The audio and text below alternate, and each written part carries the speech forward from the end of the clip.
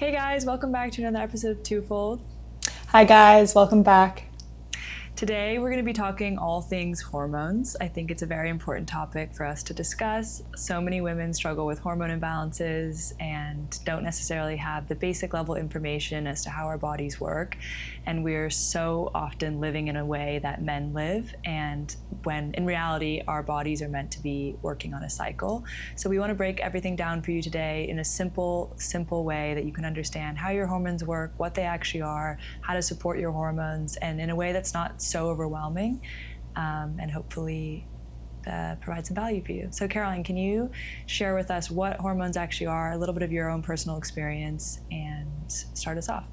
Yeah, so just to kick things off, I think it's really important to take a quick moment to talk about what hormones even are. It's a term that's thrown around so loosely these days, but hormones have so many different functions in your body. They regulate your mood, your sleep, your fertility, your cycle, obviously, like your digestion, your weight, your energy. So for women, we have so many different types of hormones going on in our body. Men really only have testosterone. That's why they can do things over and over, routine, schedule, they can grind. Women are much more cyclical, and their hormones are kind of going like this all throughout the month, which you guys know around your menstrual cycle. And so your hormones can often be out of whack and you might not even know. There are some obvious symptoms like a irregular period or losing your period altogether, which is amenorrhea, and I've struggled with that, so I'll share a little bit about that. But even things like bloating and poor digestion, bad sleep, acne, really bad PMS, infertility issues, weight gain. So there are so many underlying things that can be going on in a female body when your hormones are out of whack, and so many times people have literally no idea that it's not going on. So that's why we just wanted to make this episode today talking about how to really optimize your hormones, just how to be aware of what's going on, because they really do control so many things going on in your body. So just to share a little bit about my personal experience, so I was on birth control for years and years, and you don't really have a real cycle when you're on birth control, which is something that I think a lot of women don't really understand. I also really didn't understand my cycle at all. But at the same time I got off of birth control, that was the time when I was really struggling with disordered eating. So I did not eat a lot of fat in my diet. I was nearly a vegan. I would sometimes eat fish and eggs sometimes. So I was predominantly on a plant-based diet, which is inherently a pretty low-fat diet. And I was over-exercising and doing really high-intensity types of exercises like SoulCycle, Barry's boot camp, lots of HIIT training, running, lots and lots of cardio. So my hormones were all over the place, and I completely stopped getting a period, actually. And so it wasn't until I really had to work on my hormone health. I had to change a lot of things in my diet. I actually had to bring red meat back into my diet, and that helped me get my period back very quickly.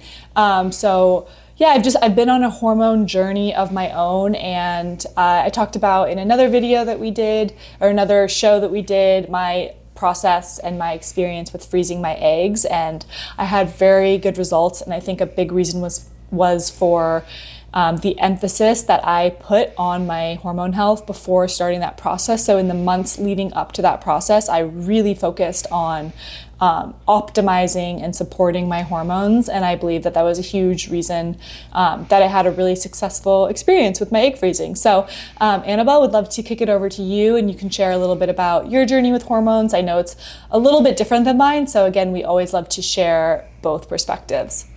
Yeah, I think I've been very lucky in kind of my hormone health over the years. I too was on birth control for a number of years. When I stopped it, I had about 3 to 6 months of an irregular period, and then I was right back kind of on a very normal cycle. I've always had a super kind of consistent light period. And I haven't really ever had any PMS symptoms, but I will say that there were moments in my life where I was extraordinarily stressed, where I actually lost my period for a month or 2 months.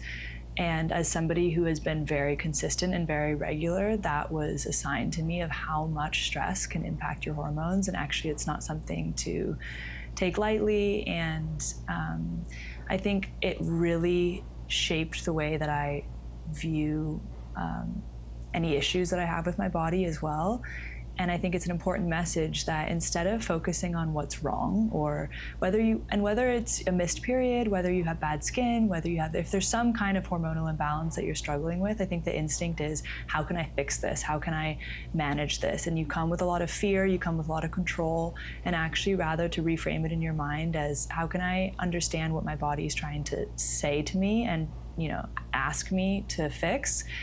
Sorry, not to fix, but to understand in a way that you can support your body and your hormones rather than trying to kind of control it. Because it's so often that way of trying to control that actually just perpetuates the problem.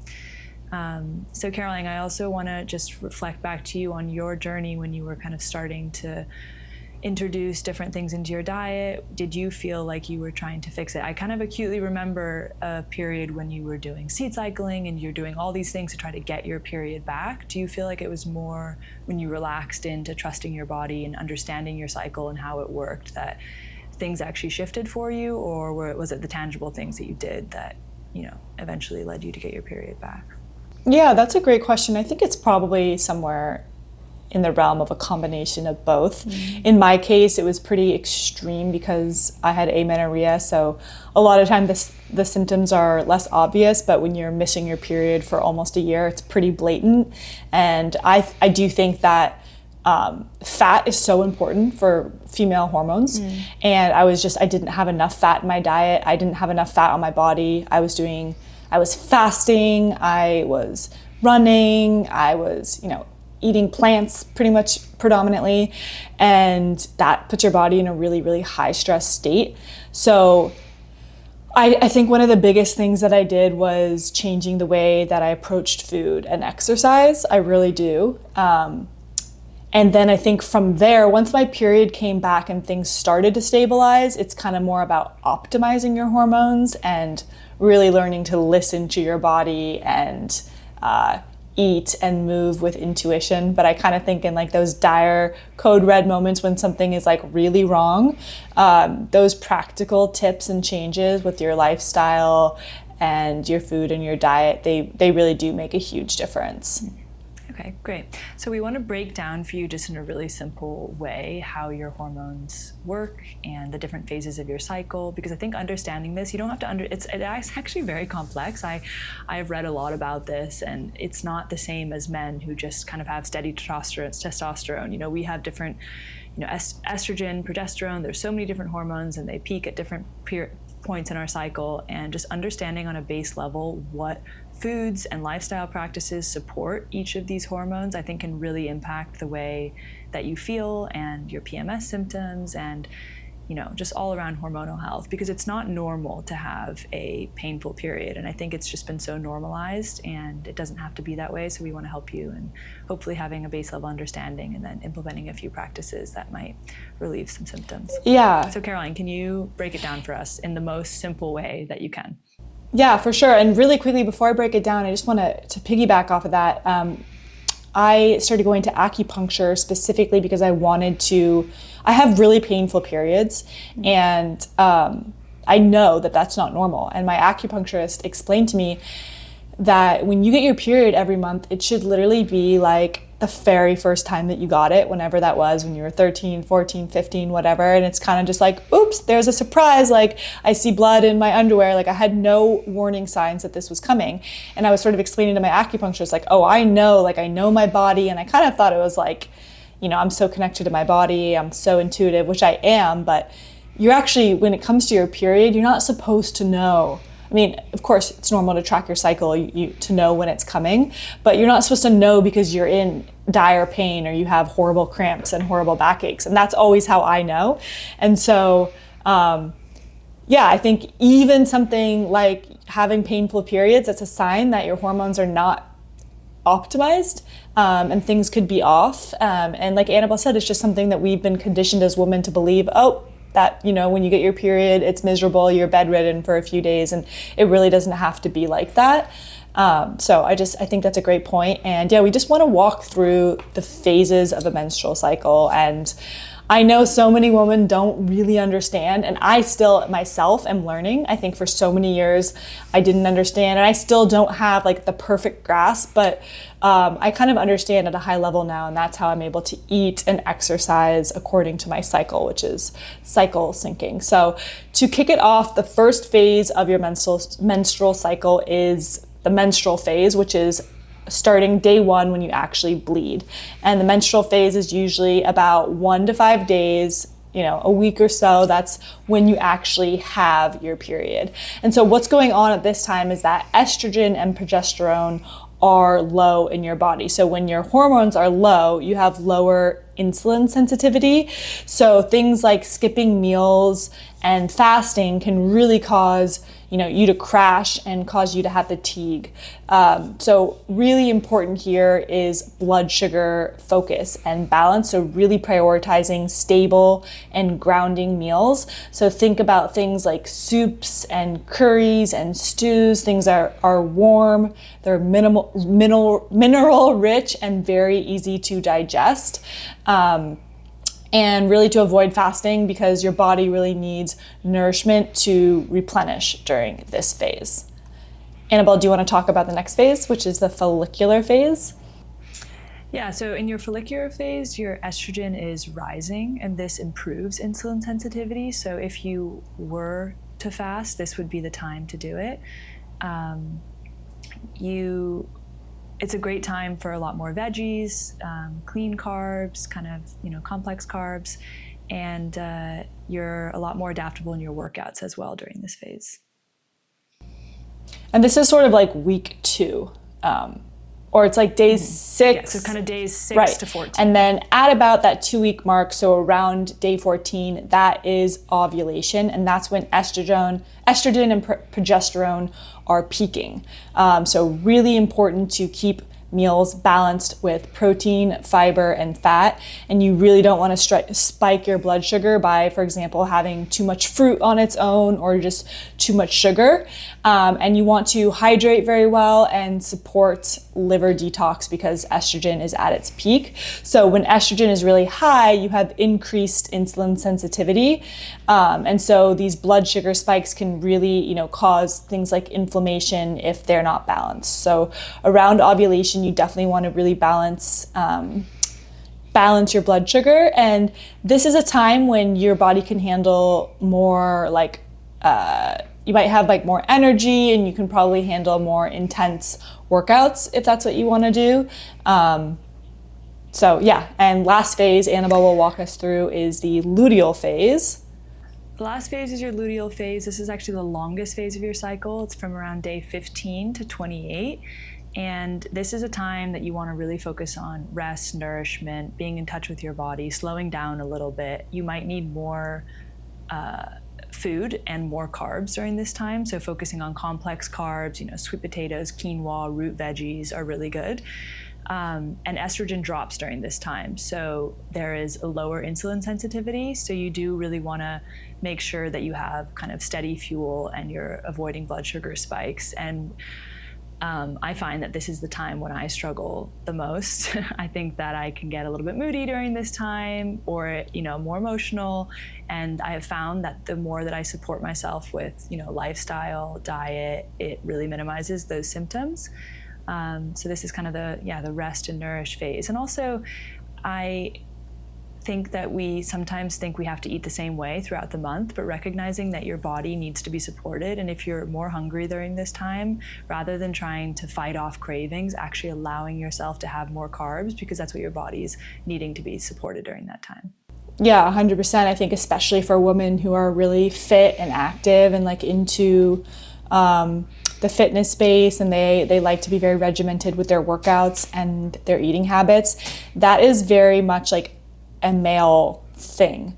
Women are very cyclical, and when you kind of go against your hormones. It causes a lot of friction in your body, and then you start to get some of those symptoms that we mentioned earlier, which are really just, it's a message from your body that, you know, things are kind of out of whack. So I think the reason that we want to share this and walk through this is all is just an invitation for women to really learn their bodies and allow yourself to slow down and allow yourself to adjust throughout the month. It's really hard for me. I'm very type A. I love a routine. I love a plan. I like predictability. And I think this is one of the reasons why my hormones did get so out of whack, because I tried to do the same thing and have the same approach to food and diet and exercise and lifestyle at every day of the month. And that's just not how women work. So, yeah, I think in the luteal phase especially, slow down. You know, that's when things like yoga and Pilates or just stretching or long walks are really, really good. And then there are certain types of foods and vitamins that are really supportive during this time as well. So stuff like magnesium. I love to take a magnesium supplement, especially during this phase. It can help with PMS symptoms and cramping. Dates are a food that's very high in magnesium naturally, and that's really good around, you know, the luteal phase. Things like cacao. So we could put together like a whole list if anybody is interested in certain foods to eat at certain phases of your cycle. So let us know if that sort of like piques your interest, and we can definitely put together a list for you on how to eat according to your cycle. I think it can be really overwhelming as well if you don't know a lot about hormone health to say, okay, where do I begin now? So we do want to give you a few key steps that you can take just to start and figure out what would support you during this time. And I think another important point to mention is that, you know, it's not slowing down just for the sake of slowing down. I think there's a kind of a reframe to have around this, is that if you live in sync with your cycle, you actually will end up achieving more because you're not fighting against your body's natural process and your natural way of living. I think that we have been so conditioned to be go, go, go, go, go all the time, and then you end up burning out and you have to then reset, and it just becomes this very kind of effortful thing that while you think you might be achieving more because you feel like you're hustling and you're working so hard, if you learn to live in sync with your cycle, you can actually feel a lot more balanced, at ease, and achieve more. And I think that's the real goal with all of this. Yeah, for sure. Do you want to talk a little bit about the connection between blood sugar and your hormones? Because I know it's something you know quite a bit about, and just how people can really take that into account.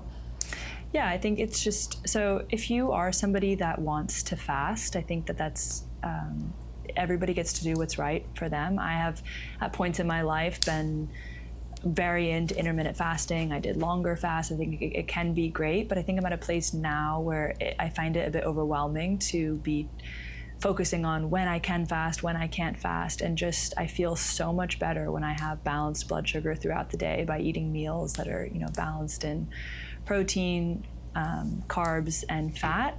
And if I were to have a carb on its own, like fruit, I would always try to pair it with some kind of fat or protein, just because I recognize the way that I feel afterwards. So I think just supporting yourself with those kinds of balanced meals just makes you feel so much more calm throughout the day. And it also, I've found, has led to less, you know, overeating in the evening, and I just feel a lot more clear-headed. So definitely keeping your blood sugar balanced makes a big impact. And it also helps with sleep, all sorts of things. Like everything just seems to feel a lot more balanced. What's your experience with that, Ben? Yeah, I think balance is everything. I've tried pretty much every diet, and I think for a long time I was very scared of carbs, very, very scared of carbs, because again, it's something that society tells us carbs are bad, carbs make you fat. I think when it comes to blood sugar and hormones, the most important thing is actually carbs for women are very supportive for your hormones. Going too low carb or no carb can cause a lot of these hormonal issues. The thing to keep in mind with carbs is just pairing them with protein and fats for stability, because carbs alone give you that blood sugar spike that can lead to energy crashes and overeating later, cravings. So don't fear carbs. Eat good carbs like sweet potato, quinoa, rice, beets, really good complex carbs that have fiber as well are going to be great, and just pair them with healthy fats and protein for, a better blood sugar balance.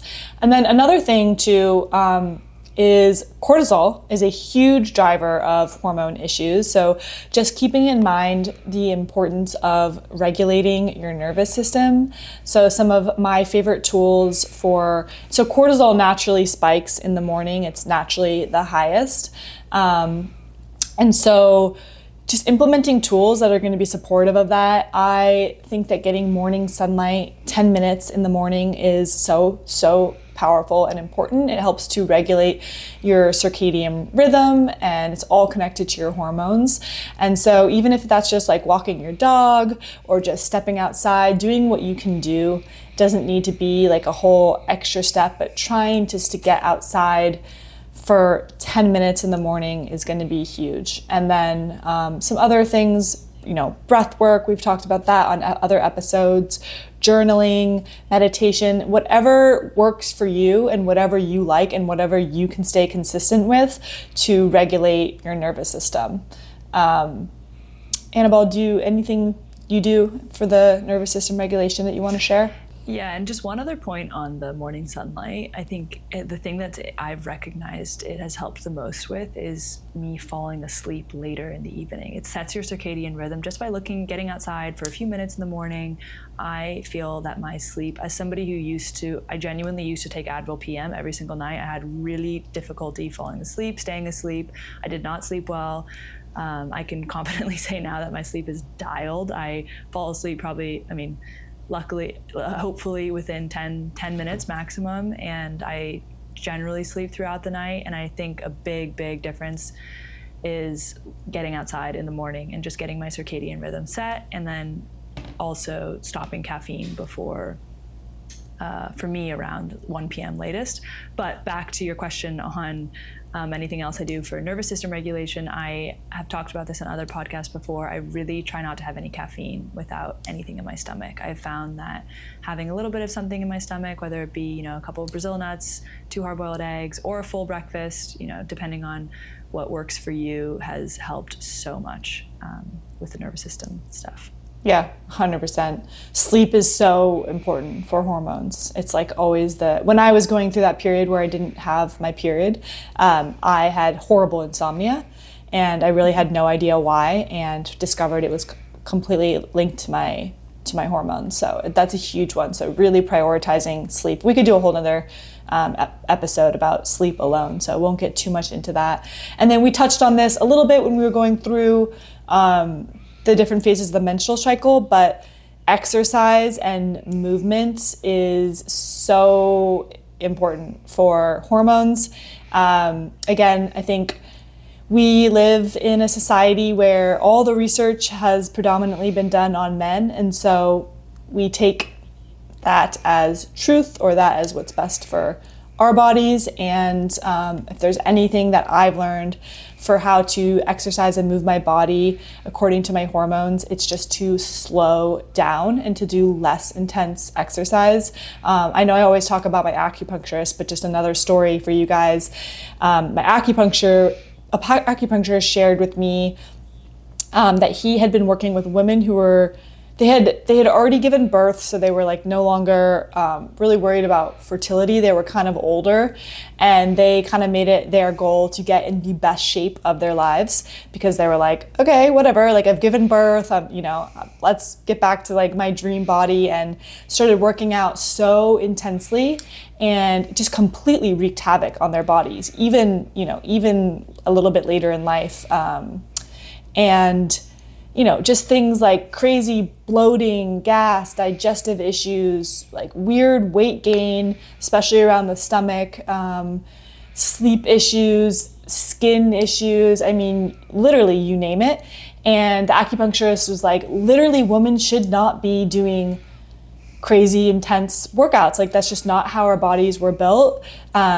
His advice to me, which was obviously during the time leading up to when I did the egg freezing, so it was particularly important, was 4 times a week, 30 minutes lifting weights, but nothing too crazy, you know? So I think the biggest thing for me is I've slowed down. I have cut out cardio. I actually went to a Barry's boot camp class last night with a friend, more so just as like a social activity. I probably hadn't been to Barry. I used to be a big Barry's fan.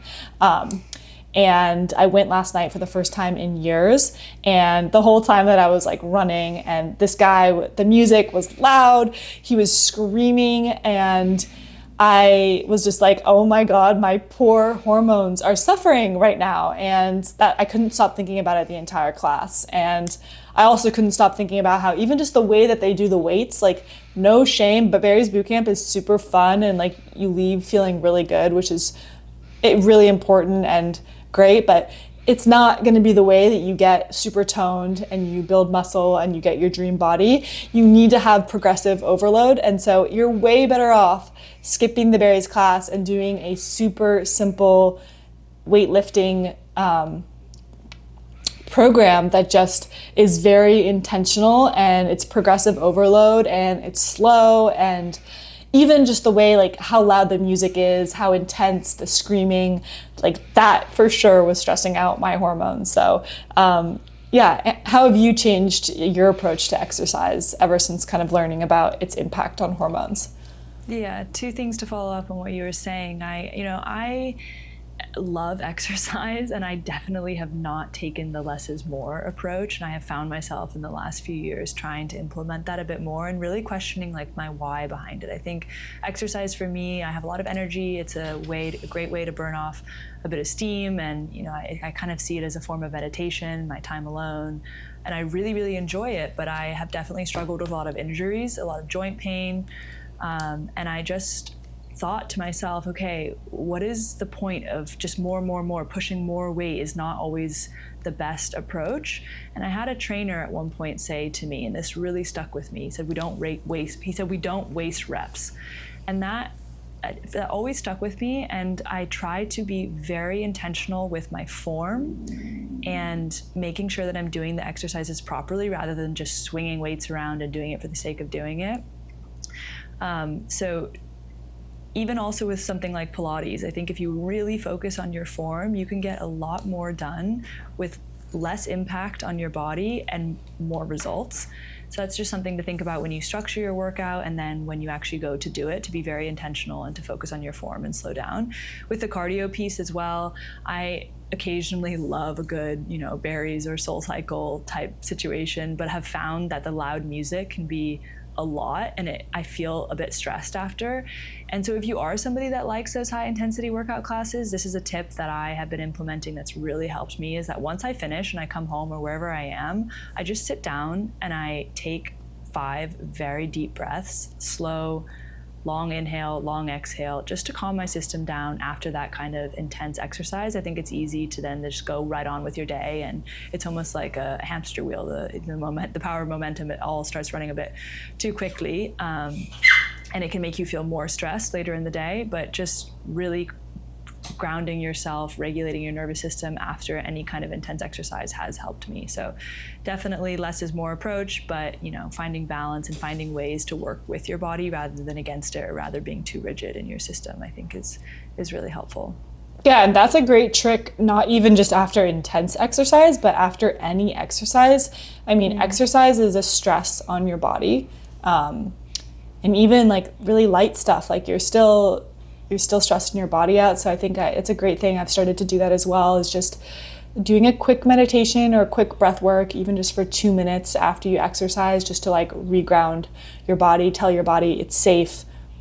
There's no need to flight anymore. There's no bear attacking me. You could just really rest and relax into it. So I love that. And I think to sort of wrap up this episode, I kind of just want to talk a little bit about how implementing these shifts to really optimize and support your hormones is so intrinsically connected to the feminine energy. We love talking about feminine energy, whether it's in relationships or just how you move through your life. And I think really understanding your hormones and working with your body and learning how to soften and flow is really just like the epitome of being in your feminine energy. Yeah, and I think it's it's so often not about doing more and letting your body, getting out of your body's own way, because it actually knows how to heal itself. And I think sometimes we add so many supplements and we add so many, structures and routines and plans, and actually doing less and trusting your body and flowing with it, you just feel a lot more grounded and connected to yourself. And I think it's in those moments when ideas come to you and you just are in flow. Absolutely. I love that. That's a great place to end. So thank you guys for showing up today's episode. If you have any questions at all, please let us know in the comments. And if there are any other topics that you want us to talk about, please let us know that as well. But as always, it's a pleasure, and we'll see you in the next one. Thank you so much. And just a little food for thought. What would you do if you, instead of trying to fix your body, were trying to learn from it instead? Ooh, I love that. Thank you. Bye. Bye.